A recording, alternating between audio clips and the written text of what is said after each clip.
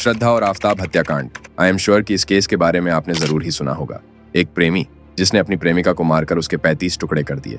लेकिन ये सब चीज शुरू हुई कैसे और इस अंजाम तक कैसे पहुंच गई, चलिए जानते हैं सब कुछ सिलसिलेवार तरीके से आज के इस नए वीडियो में, जिसके लिए बने रहिए हमारे साथ अंत तक। कहानी में आगे बढ़ने से पहले अगर आपको हमारे वीडियो अच्छे लगते हैं तो बेल आइकॉन को दबाकर हमारे इस चैनल को जरूर सब्सक्राइब कर लें। सन 2018 जब 24 से 25 साल की श्रद्धा जो मुंबई के एक कॉल सेंटर में काम किया करती थी। श्रद्धा के माता पिता अलग अलग रहा करते थे। श्रद्धा अपने माँ और भाई के साथ रहती थी और श्रद्धा के पिता अलग रहते थे। यही सब वजहों से श्रद्धा हमेशा परेशान रहा करती थी और हमेशा खोई खोई सी रहती थी। जिस कॉल सेंटर में श्रद्धा काम करती थी वहां उसकी मुलाकात 27 साल के आफताब से होती है और ऐसे ही श्रद्धा और आफताब आपस में दोस्त बन जाते हैं। समय के साथ श्रद्धा को यह महसूस होता है कि जब वह आफताब के साथ रहती है तो वह अपने घर के सारी तकलीफों को भूल जाया करती है और आफताब भी हमेशा श्रद्धा को अच्छा महसूस करवाने की कोशिश करता रहता था। ऐसे ही कुछ दिन चलता रहता है और वह दोनों एक दूसरे के करीब आने लगते हैं और दोनों को प्यार हो जाता है। वे दोनों लगभग 1 साल तक रिलेशनशिप में रहते हैं। फिर वे दोनों ने डिसाइड किया कि अब वह लिविंग रिलेशनशिप में रहेंगे और साल 2019 में वे दोनों एक साथ रहने लगते हैं। लेकिन बात सिर्फ यहीं खत्म नहीं होती है। श्रद्धा के माता पिता को आफताब थोड़ा भी पसंद नहीं था। दरअसल आफताब मुस्लिम था, वहीं श्रद्धा हिंदू, जिस कारण श्रद्धा के माता और पिता दोनों ही इस रिश्ते के खिलाफ थे। वह नहीं चाहते थे कि श्रद्धा आफताब के साथ रहे, लेकिन श्रद्धा ये बात मानने को तैयार नहीं थी और उसने अपने माँ को यह भी बोल दिया था कि वह अब अपने परिवार से कोई भी रिश्ता नहीं रखेगी, वह सिर्फ और सिर्फ आफताब के साथ ही रहेगी। इसके बाद श्रद्धा ने अपना घर छोड़ दिया और मुंबई में ही एक फ्लैट में आफताब और श्रद्धा रहने लगे। लेकिन वहीं श्रद्धा के माता पिता इस बात से बहुत ज्यादा परेशान थे, क्योंकि श्रद्धा अपने माता पिता से कोई भी रिश्ता नहीं रख रही थी, ना ही वह उनसे बात करती थी और ना ही कभी मिलती थी। जबकि श्रद्धा के माता पिता श्रद्धा की खोज खबर सोशल मीडिया के जरिए रखते थे। लेकिन कहते हैं ना, माँ तो माँ होती है। श्रद्धा भले ही अब अपनी माँ बाप से कोई रिश्ता नहीं रखती थी, लेकिन उसकी माँ इस बात को लेकर के बहुत चिंता में रहती थी और इस बात को अब 1 साल बीत चुका था। श्रद्धा की माँ इन सभी टेंशन की वजह से बहुत बीमार पड़ जाती है और आखिर में मौत भी हो गई, जिसके बाद श्रद्धा आखिरी बार अपनी माँ से मिलने आई और वहीं वह अपने पिता से भी मिलती है। माँ को खोने के बाद श्रद्धा को अब इस बात का बहुत पछतावा हुआ और उसने अपने पिता से वापस बात करना शुरू कर दिया। वह अपने पिता से कभी कभी फोन पर बात कर लिया करती थी। एक बार उसने अपने पिता को बताया कि आफताब उसके साथ अच्छा व्यवहार नहीं करता है और यही नहीं बल्कि वह श्रद्धा को मारता भी है। ये सब जानने के बाद श्रद्धा के पिता ने श्रद्धा को अपने पास वापस घर बुलाते हैं और श्रद्धा भी आफताब के इस बर्ताव को बर्दाश्त नहीं कर पाती है, जिस कारण वह वापस अपने पिता के पास चली आती है। लेकिन श्रद्धा की जिंदगी इतनी आसान भी नहीं थी। आफताब इतनी आसानी से श्रद्धा को छोड़ने वालों में से नहीं था। जिसके बाद आफताब श्रद्धा के घर जाता है और श्रद्धा से माफी मांगता है और अपने इस बर्ताव की वजह से वह श्रद्धा के सामने गिड़गिड़ाता भी है, जिस कारण श्रद्धा आफताब को माफ कर देना ही सही समझती है और सब कुछ भूल करके अपनी जिंदगी की नई शुरुआत करना ही बेहतर समझती है। श्रद्धा वापस आफताब के साथ चली जाती है और थोड़े दिन रहने के बाद के दोनों डिसाइड करते हैं कि अब वह मुंबई में नहीं रहेंगे और लगभग 1 महीने तक वे दोनों हिमाचल में घूमते रहे। इसके बाद 8 मई 2022 को वे दोनों दिल्ली के छतरपुर नामक जगह में आकर रहने लगे। इसके बाद श्रद्धा ने वापस वही रवैया शुरू कर दिया था जो वह पहले किया करती थी। वह दोबारा से अपने पिता से बात करना बंद कर देती है और सिर्फ व्हाट्सएप और सोशल मीडिया के थ्रू ही अपने पिता से जुड़ी रहती है। वह कभी भी अपने पिता के पास फोन नहीं करती है और अगर उसके पिता फोन करते भी हैं तो वह कभी भी फोन नहीं उठाती है और कभी कभी फोन काट कर मैसेज कर दिया करती है कि वह अभी बिजी है और अभी बात नहीं कर पाएगी। कुछ दिन बीतने के बाद व्हाट्सएप और सोशल मीडिया अकाउंट्स पर भी श्रद्धा की अपडेट्स आना बंद हो गए थे। अब श्रद्धा के पिता की भी उलझने बढ़ने लगी थी और उन्होंने श्रद्धा को कांटेक्ट करने की बहुत कोशिश की, लेकिन उनकी बात श्रद्धा से नहीं हो पाई।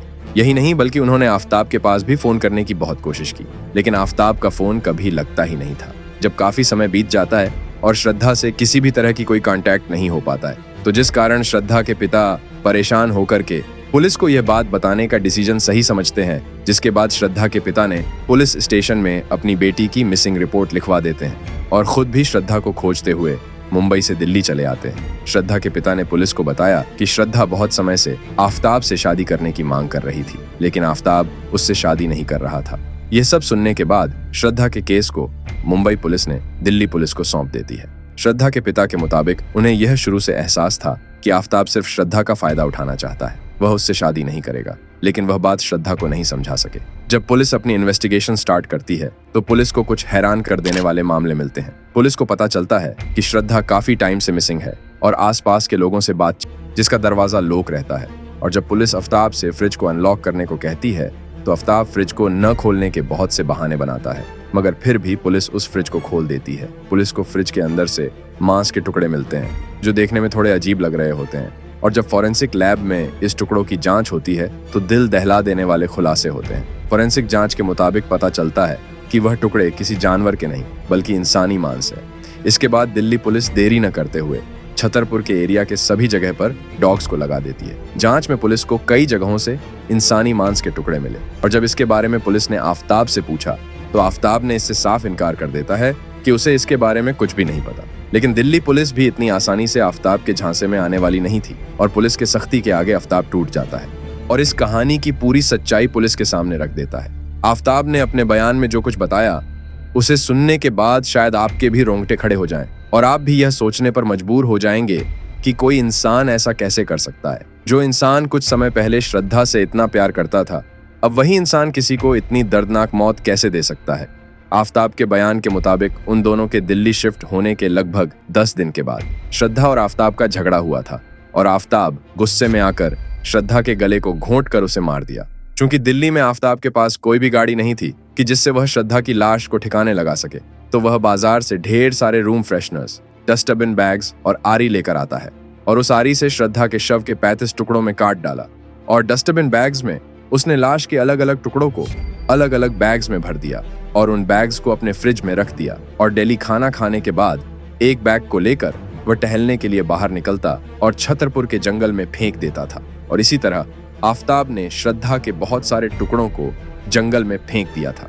और इससे भी ज्यादा हैरान कर देने वाली बात यह थी कि आफ्ताब को इन सब से कोई फर्क ही नहीं पड़ रहा था और वह ऑनलाइन डेटिंग ऐप के थ्रू बहुत सारी लड़कियों से बातचीत करता था। और कुछ समय पहले वह एक लड़की से डेट पर भी मिलने गया था और वह अपने रूम पर उन लड़कियों को बुलाता भी करता था। उसे इस बात का भी डर नहीं रहता था कि कहीं कोई उसके फ्रिज में रखा हुआ श्रद्धा का मांस पहचान ना ले। ये सारी चीज उसके लिए आम हो गई थी।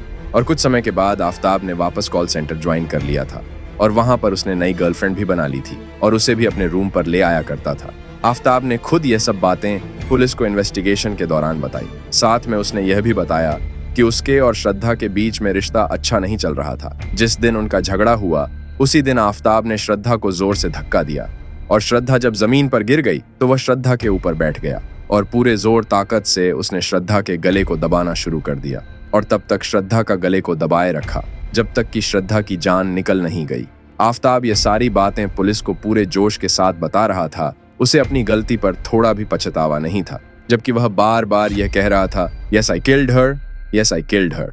खैर, तो ये थी श्रद्धा और आफ्ताब की पूरी कहानी। हम तो सिर्फ यही उम्मीद करते हैं कि आफ्ताब को ऐसी सजा मिले जिसे सुनकर ऐसा सोच रखने वालों की भी रूह कांप जाए। आप इस कहानी के बारे में क्या सोचते हैं? और अगर आपको सजा देने की इजाजत दी जाए तो आप आफ्ताब को कैसी सजा देना चाहेंगे? अपनी राय कमेंट बॉक्स में जरूर दें। और हाँ, अगर आपने हमारे इस चैनल को सब्सक्राइब नहीं किया है तो जरूर से कर ले। और अब मिलते हैं आपसे नई वीडियो में नई कहानी के साथ। तब तक के लिए जय हिंद, जय भारत।